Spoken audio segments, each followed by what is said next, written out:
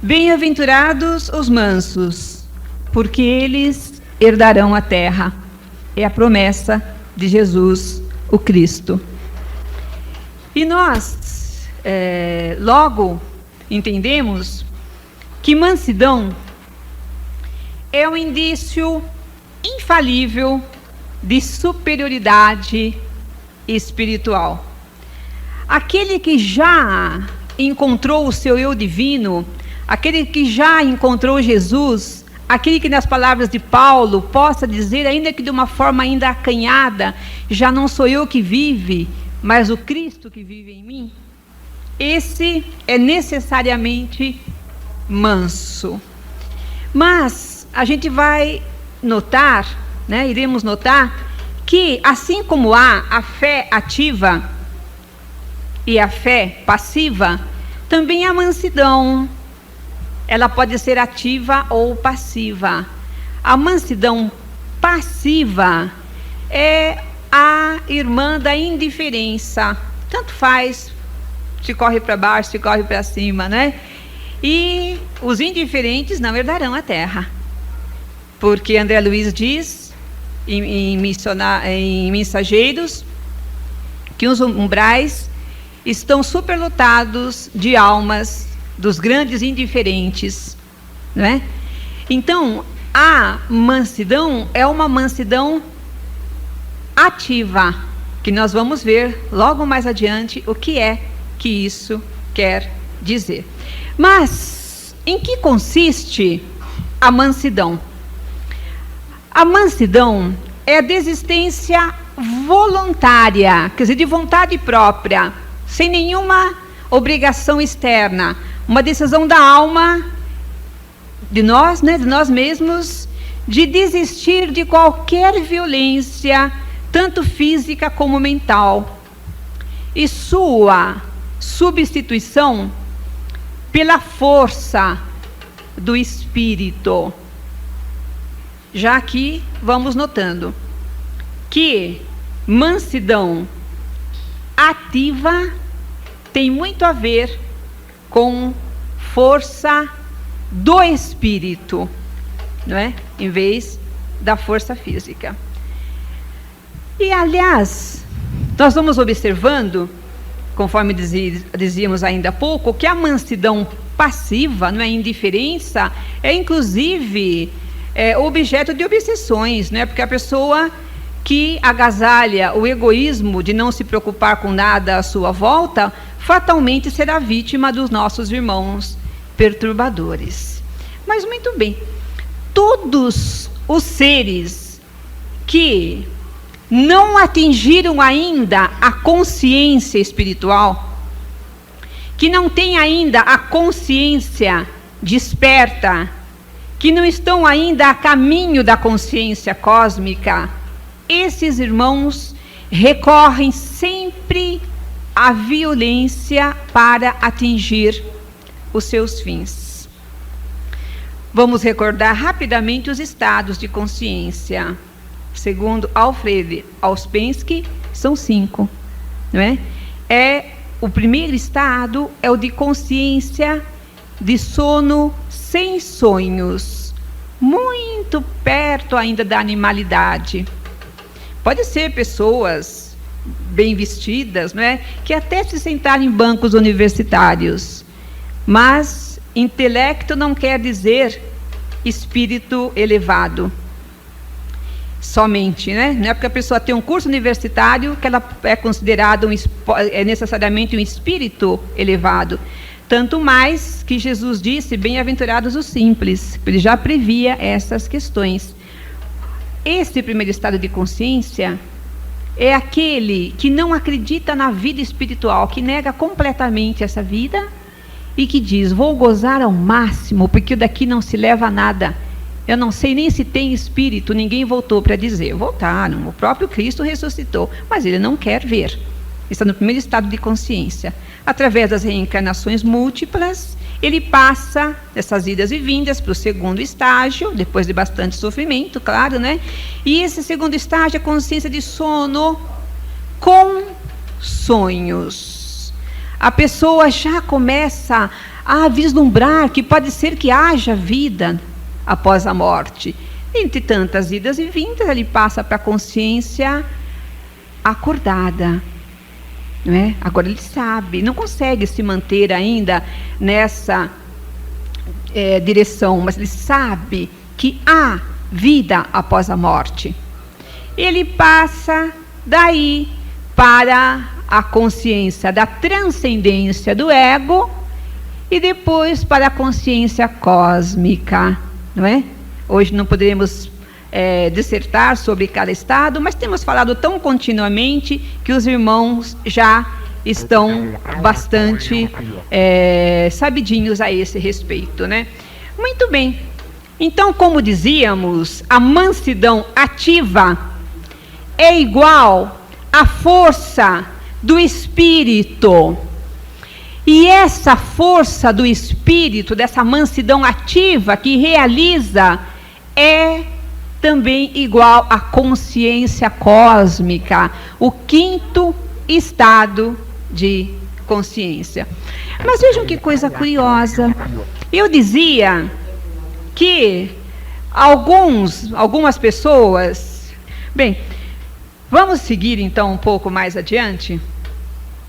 Então nós dizíamos que há esse primeiro estado de consciência ainda muito pertinho do nível dos nossos irmãos irracionais, né? A pessoa que não acredita que ele é um espírito eterno, não é?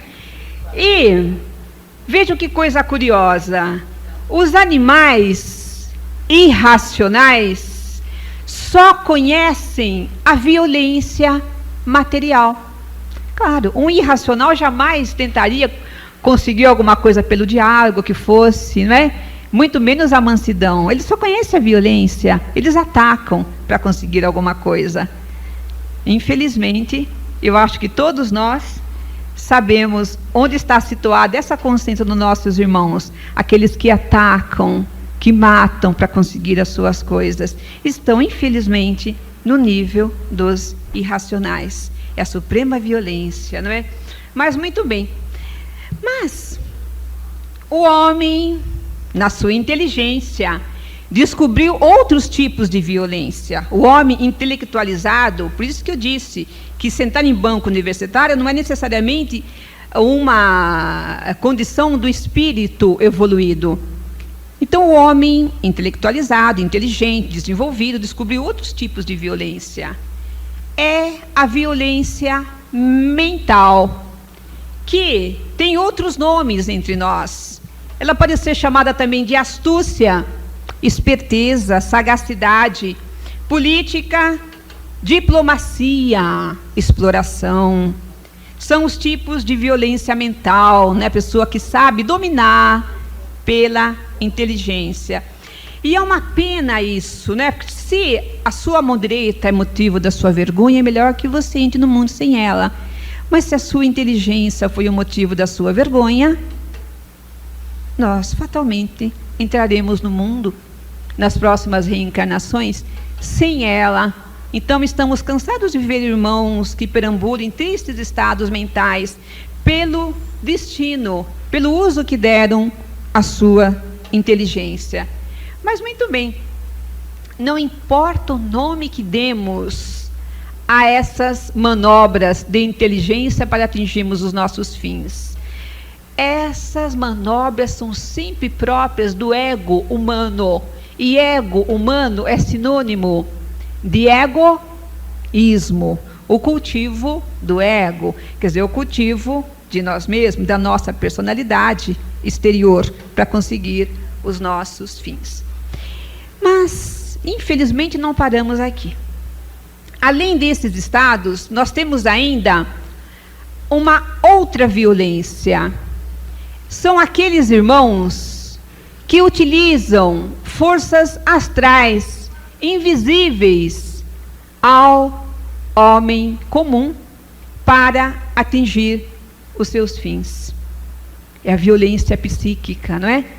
E essa violência é a mais dolorosa de todas. É a violência máxima e também aquele que se utiliza dela, ele se inclui em responsabilidade máxima perante as leis maiores. Vejam que aquele que está no primeiro estado de consciência é um bruto, é um chucro, teria mais a se defender do que aquele que inclusive conhece as leis psíquicas e ainda assim faz uso delas para atingir os seus fins, quase sempre ilícitos. Essas forças são as forças da quarta dimensão, por isso duplamente sagradas, não é? Aí os irmãos devem estar pensando, mas que força será essa? É quando uma pessoa usa de irmãos infelizes, espírito desencarnado em baixa condição espiritual, para atingir os seus fins. E isso acontece muito no sincretismo africano, não é? Porque eu não gostaria de estar falando em nomes, nem parece que a gente está criticando, mas todos nós sabemos de que alguns segmentos dito religiosos fazem inclusive trabalhos, não é, para atingir o seu fim. A pessoa quer uma coisa, vai a um determinado lugar, paga, é feito um trabalho e ela consegue realizar. É a violência máxima, a mais covarde de todas, porque é aquela no invisível. E como é que isso é feito? É através de espíritos profundamente infelizes, ignorantes, esses que chamam de cavalos, não é? Porque eles são instrumentos sem consciência mesmo. E, inclusive, são aqueles chucros, né, que aqui na Terra não visualizaram a questão do espírito. Agora, chucros, sem nenhum conhecimento da vida espiritual, ainda gostando de beber, de fumar, de praticar sexo, vão ser instrumento a troco dessas sensações terrenas que ainda desejam usufruir, realizam o que se chamam de trabalhos espirituais.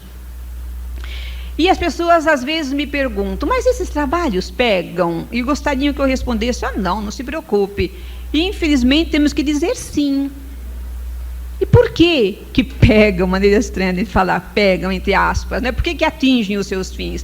Porque nós damos abertura, porque nós agasalhamos em nosso coração sentimentos vis também, sentimentos de egoísmo, de rancor, né, de discórdia, porque estamos longe da oração, longe da casa de oração e psiquicamente abertos, sem defesa, temos essas entradas que muitas vezes nos levam a tristes estados, não é, de sofrimento, de obsessões graves mesmo, que a pessoa sofre muito até encontrar a cura, que é tão fácil, né? Bastaria vir a uma casa espírita, estar retirando esses irmãos e a pessoa optar pela prática do Evangelho, pela vivência do Evangelho, não é? Aí os irmãos devem estar falando, realmente, é doloroso esse tipo de violência psíquica, né? E eu gostaria que nós refletíssemos por um segundo, por alguns momentos. Porque médiuns, todos nós somos, está lá em Joel, capítulo 2, versículos 26 e seguintes, nos últimos dias, derramarei do meu espírito sobre toda a carne, seus filhos e filhas terão visões, vossos velhos profetizarão, vossos mancebos sonharão sonhos. Então, isso quer dizer que a mediunidade, ela faz parte do ser humano. Hoje em dia vivemos uma época profundamente mediúnica. E a mediunidade, diz Kardec, é orgânica, porque ela nasce dentro da nossa célula. No momento que eu respiro, eu produzo energia mediúnica, o ectoplasma. Se você quer ouvir bastante sobre isso, venha ao curso de médiuns aos domingos. E essa energia que nos coloca em correlação com o mundo dos espíritos, dos desencarnados, e é também essa energia que eles utilizam para todos os fenômenos espiritualistas, né? Fenômenos mediúnicos. Sabe aquele formigar que você sente na sua cabeça, às vezes, quando você está sozinho? É a presença de uma entidade espiritual Você só consegue sentir aquele formigar porque você produz cada vez que respira ectoplasma. Mas muito bem, o ectoplasma é um veículo, como o oxigênio e a água, ele é um veículo, né? Ele não tem qualidades próprias, não é? A água, por exemplo, ela é incolor, inodora. Também o ectoplasma, ele não tem qualidades próprias. Nós qualificamos a água quando colocamos alguma coisa, nós qualificamos o ar quando colocamos alguma coisa, não é? E nós também qualificamos o nosso ectoplasma. Quando é que eu qualifico o meu ectoplasma? Com a qualidade dos meus pensamentos. Então, se os meus pensamentos são malsãos, são em desacordo com a moral crística, cada vez que eu tenho um pensamento de pulso negativo, eu, claro, que estarei exalando ectoplasma, porque não posso parar de respirar. E esse ectoplasma que eu exalo, ele é qualitativamente de ordem inferior, ou seja, ele vai ser veículo para espíritos inferiores. O que eles desejarem realizar, realizarão com este ectoplasma que eu estou providenciando. Eis a nossa responsabilidade. Por isso que se diz que o mal do mundo é de nossa responsabilidade, por causa dos pensamentos que nós, sem parar, lançamos na atmosfera. Mas muito bem, isso nos faz alertar para a necessidade urgente de conquistas evangélicas. Urgente, desesperadamente urgente, para a nossa redenção e a do nosso planeta querido. Aliás, nós sempre dizemos que os amigos espirituais têm que fazer constantes faxinas no astral da Terra. Porque se os amigos espirituais do mundo superior não fizessem faxinas para sanear a atmosfera psíquica da Terra, a vida já estaria inviabilizada no planeta. Já não teria mais vida, nada cresceria entre nós. Tamanha é a carga de pensamentos deletérios que nós lançamos no mundo a cada segundo. Muito bem, mas quando o ser humano, o espírito humano, evolui na direção do Cristo, ele compreende que toda violência, seja física ou mental, é sinal de fraqueza, sinal de covardia. Toda violência é sinal de fraqueza, de covardia, não é? E quando o ser descobre as potencialidades divinas que há nele, quando percebe, quando começa a ver o Cristo que há em cada um de nós, ele então começa a entender as palavras do próprio Cristo. Não sabeis que sois deuses? Começa a entender, porque a gente fala, mas não sabe muito bem o que fala. Muitas vezes parecemos papagaios repetindo as lições evangélicas, não é? E nesse momento, quando ele percebe a divindade que há nele, ele desiste definitivamente de toda e qualquer violência, seja ela física, mental ou astral. E um dos exemplos mais belos do Evangelho é aquela cena de Jesus em frente ao Sinédrio, ao guarda ao júri no Sinédrio, e ele ali, né, em frente aos doutores, está sendo interrogado por Caifás, e um guarda do Sinédrio o esbofeteia violentamente. E ele, diz João, que a tudo assistia, olha docemente para o guarda e pergunta: por que me bateste? Se falei mal, dá testemunha do mal, mas se falei bem, por que me bateste? Isso é próprio, uma atitude dessa é própria do espírito cósmico.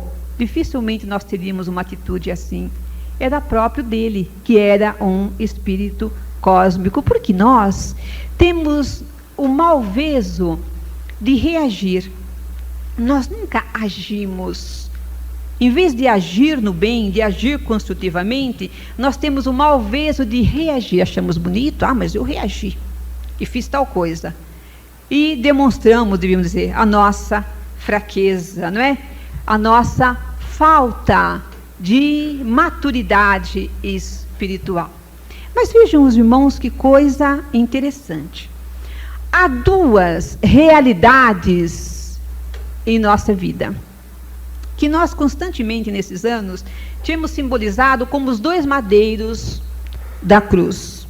São dois madeiros, um madeiro vertical e um madeiro horizontal. A nossa vida transcorre numa relação entre esses dois madeiros da cruz. No madeiro horizontal, no qual nós nos debatemos, não é? Na nossa ignorância, nos debatemos, achamos que sofremos, não é? Nesse madeiro horizontal, ali, os sentimentos que nós ali vivenciamos pertencem às violências. Ali estão as violências que são ilusórias. Aliás, como todo mal, o mal é sempre ilusório e temporário. Apenas o bem é eterno. Então, nós nos debatemos nas ilusões temporárias do madeiro horizontal. E ali está também o plano das quantidades. Então, ali está o ter muito dinheiro, ter posição social, ter coisas. Quanto mais coisas nós temos, e pelas quais matamos e morremos, lutamos, sofremos, quanto mais coisas nós temos, mais importantes nós nos sentimos. Não é? Sabe com quem está falando? Porque temos algum dinheiro e algum título, né? Mas não é, em essência, não seria com ninguém. Já o madeiro vertical, ali estão as verdades eternas deixadas por Jesus, que são a nossa destinação. Ali está o amor, a fraternidade, a solidariedade, a caridade, todos os sentimentos positivos, né, o perdão por excelência, estão todos ali no madeiro vertical. E esse madeiro é como que uma ponte entre a terra e o céu, porque uma parte do madeiro está no mundo espiritual superior, digamos assim, poeticamente o céu, e a outra parte está na terra, na nossa escola espiritual, na nossa escola enquanto espíritos eternos, mas aqui na matéria. Então, neste madeiro, nessa ligação, aqui evolui o plano crístico das verdades eternas, não é? E esse é o plano das qualidades. Aqui está o ser. Ser aquele que ama, ser aquele que perdoa, ser aquele que se doa, ser aquele que pratica a caridade. É o plano do ser. Mesmo que a pessoa nada tenha, mas quando ela é respeitada, porque ser é muito mais importante do que ter. E como eu disse, esse é o plano das verdades eternas. Eis porque tudo que nós conseguimos no mundo material fica. Mas o que nós conseguimos neste plano do ser, do madeiro vertical, isso nós levamos. Quando nós partimos daqui, nós levamos as conquistas deste plano de vida. Muito bem. Então, quando a pessoa consegue situar-se no plano das qualidades ou no plano do ser, repugna-lhe recorrer à violência a que nível for. Ela já tem horror à violência, não é?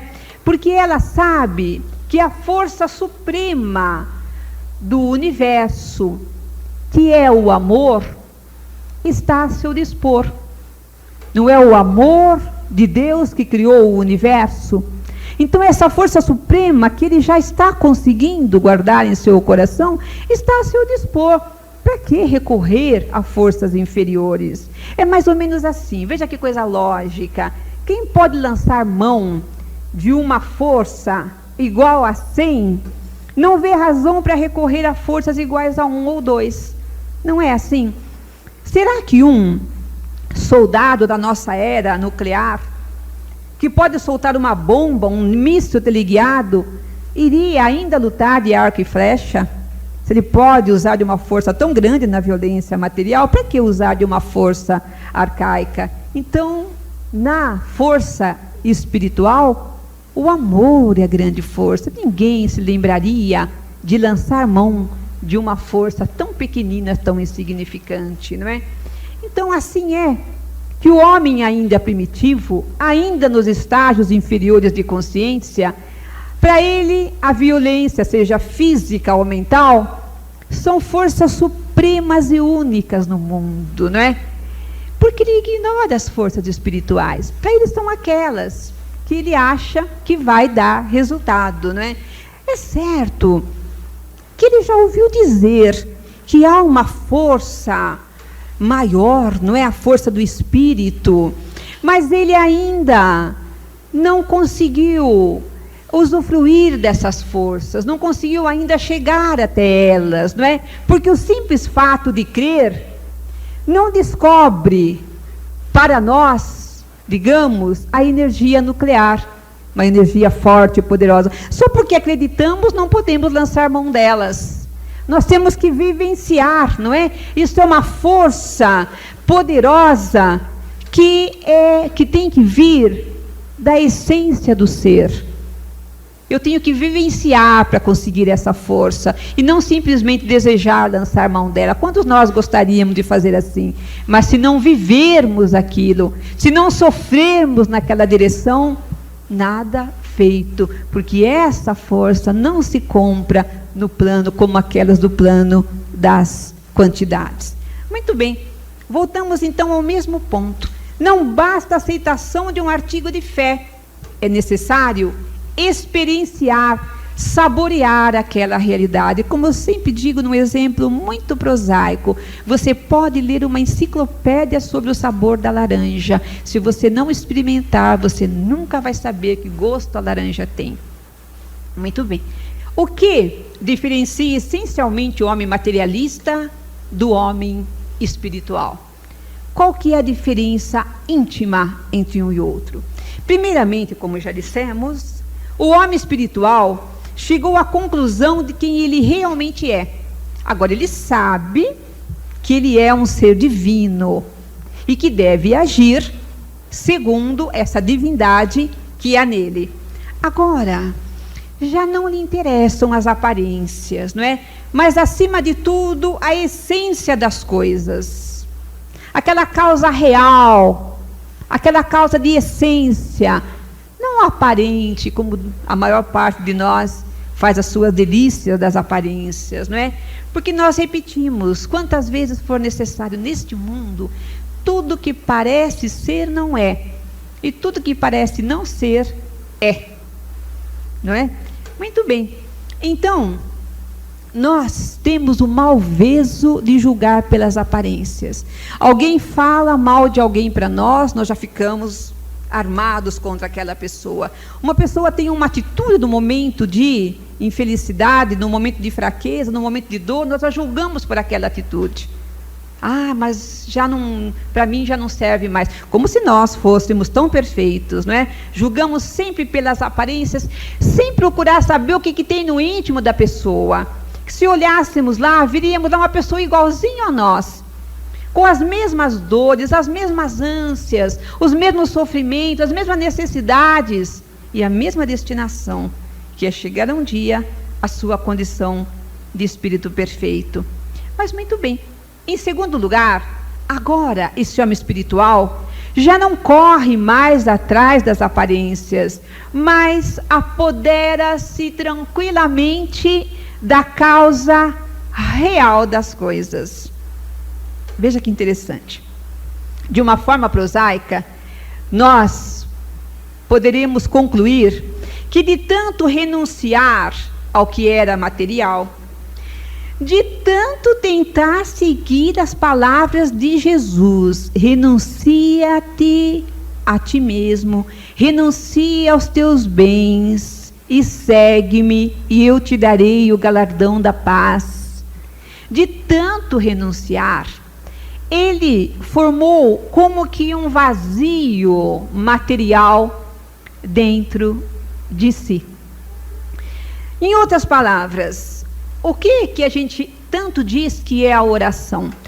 Quando a gente se ajoelha, muitas vezes soluçando de necessidades, e invoca o Pai, e ora, quantas vezes choramos, jogamos para fora todas as nossas mazelas, todas aquelas as nossas necessidades, toda a nossa sujidade, tudo aquilo nós pomos para fora, inclusive num retrato daquilo que Jesus narrou no templo, quando falou da prece do fariseu e do publicano, o publicano que orava: Senhor, tem compaixão de mim, que sou um pecador.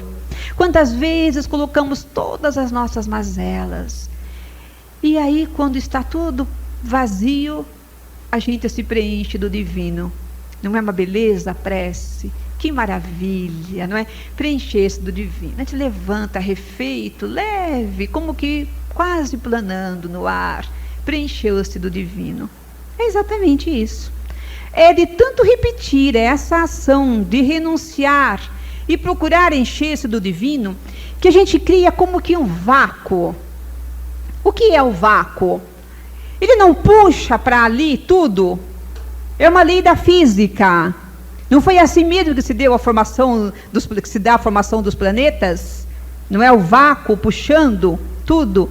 Então, esse homem, como eu disse, apodera-se tranquilamente, é porque todas as coisas positivas vão como que sendo atraídas para dentro dele. Ele que se esvaziou de tudo que era profano, de tudo que era material. Muito bem. Então, é exatamente o que nós gostaríamos de dizer. Essa necessidade de nos esvaziarmos do humano para preenchermos-nos do divino. Deepak Chopra tem uma colocação muito interessante quando ele diz assim, que do alto de uma árvore, 2 pássaros silenciosamente estão sentados. Aliás, um está se debatendo, né, em desespero, e o outro observa silenciosamente. E esse que se debate, que sofre, que grita, que esperneia, é o nosso ego humano. E aquele que olha, que observa, é o nosso eu divino. Para que ele um dia possa despertar e chegar a essa conclusão. Mas vejam os irmãos, uma colocação que eu gostaria de pôr. Nós temos sempre falado da necessidade de fazermos silêncio na nossa mente para podermos ouvir o mundo espiritual. Que silêncio é esse? Porque a nossa mente, a mente da maior parte de nós, é um tropel. Essa mente, pensamentos galopam lá dentro, se chocam em desespero. É pensamento de rancor. Quando encontrar tal pessoa, eu vou falar o que ela tem que ouvir. Tem que ouvir umas verdades, eu vou dizer, ninguém fala, eu vou falar. São pensamentos de necessidades. Eu quero comprar tal coisa, porque todo mundo compra, só eu não compro, só eu não tenho. Por isso que eu sou frustrado, por isso sofro, quero tal coisa e mais outra coisa, e estou bravo com fulano e com ciclano. Nossa mente é um tropel. Não ouvimos as santas melodias do mundo espiritual, como dizia Francisco de Assis. Nossos irmãos orientais colocam assim, mais ou menos a mesma ideia, mas de outra forma. Eles acham que a mente não pode estar em silêncio. Não que ela deve estar em tropel, não. Mas eles colocam que ela deve estar em constante conversa com Deus. Nós também achamos, mas para estar em conversa com Deus, tem que estar longe do tropel. Eles esquecem o tropel e já partem do sentido que ela já está em diálogo com o divino, porque é só no nosso diálogo com o divino que conseguimos manter a nossa força espiritual. E nesse sentido, há um verso muito lindo de Tagore que vai nos elucidar sobre essas questões. Ele coloca assim: no dia em que floresceu a flor de lótus, minha mente estava no silêncio e não a conheci. Minha cesta estava vazia e não via a flor. Só que de vez em quando eu sentia uma saudade E despertei de meu sonho, e senti um rastro doce de uma fragrância estranha ao vento sul. Essa fragrância fez com que meu coração sofresse de saudade. E me pareceu que era um alento do verão que procurava se completar. Eu não soube nesse momento que estava tão perto do que era meu, que essa perfeita suavidade havia florescido em mim, em meu próprio coração. Vejam, no dia em que floresceu a flor de lótus, minha mente estava no silêncio e não a conheci. Quer dizer, eu não estava em diálogo com Deus, não estava em diálogo com a natureza. Essa flor simboliza a vida. Não vi uma criança correndo, não vi uma florzinha no campo, não vi a beleza, porque não estava ligada na divindade. Minha cesta estava vazia, quer dizer, meu coração estava vazio, ressecado, por isso não percebi as maravilhas. Só que de vez em quando eu sentia uma tristeza. Não é isso que nós sentimos quando estamos longe do mundo espiritual? Não dissemos na palestra anterior, enquanto estudávamos Bem-aventurados que choram, que o ser humano não pode viver sem alegria? E não era alegria terrena, era alegria pura. Se de vez em quando não nos dermos uma alegria pura, de doar alguma coisa, fazer uma caridade, perdoar, se não nos dermos essa alegria de vez em quando, vamos sentir muita dor, muita tristeza, não é? E despertei de meu sonho, e senti um rastro doce de uma fragrância estranha que vinha ao sul.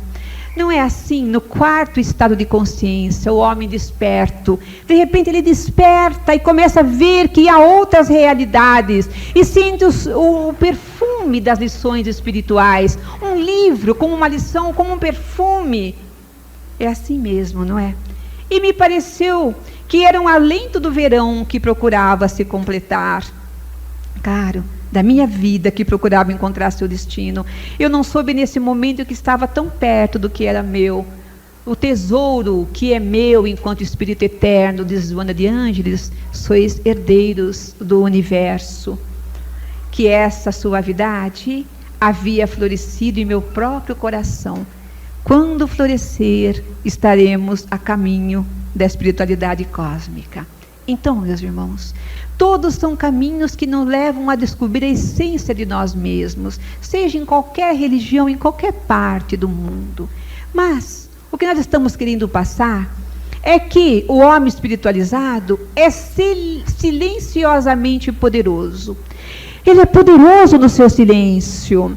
Enquanto que os barulhentos, ameaçadores, são ruidosamente fracos. Eles podem até se achar fortes, podem parecer fortes nas condições do mundo, mas são muito fracos nas questões espirituais, nas questões eternas, se acabam como o vento, não é? Então, esse homem que tem a força dentro de si, realizou as palavras de Jesus: busca o reino de Deus e a sua justiça, e o demais lhe será acrescentado. Agora, ele já não crê mais nessas palavras de Jesus. Nós acreditamos ainda, não é? Busca o reino de Deus e a sua justiça. Acreditamos. Eis a grande tristeza. Porque acreditamos hoje, amanhã não acreditamos muito mais. Depois voltamos a acreditar. Agora, o homem que já se realizou espiritualmente não acredita mais. Ele sabe. Ele já provou, como provou da laranja. Ninguém mais tira esse gosto dele, porque ele sabe. Quando sabemos, ninguém mais tira de nós. E, realmente, não dá para imaginarmos alguém nessas condições que ainda busque a violência. Então, bem-aventurados os mansos, pois eles herdarão a terra. Para as palavras comuns, para as mentalidades comuns, profanas, chucras, essas palavras de Jesus parecem muito estranhas, não é?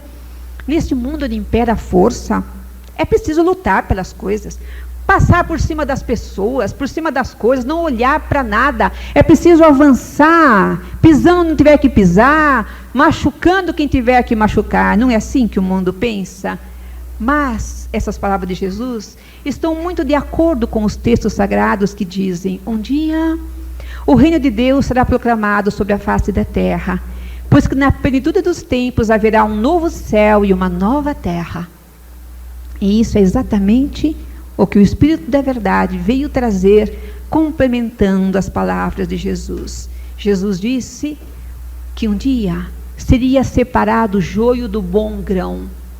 E Kardec coloca na Gênese que aqueles que não conseguirem, num determinado número de reencarnações, realizar-se na Terra, que seriam remanejados para outros mundos. É o que se passa com nossos irmãos que morrem no crime, que matam e morrem no crime.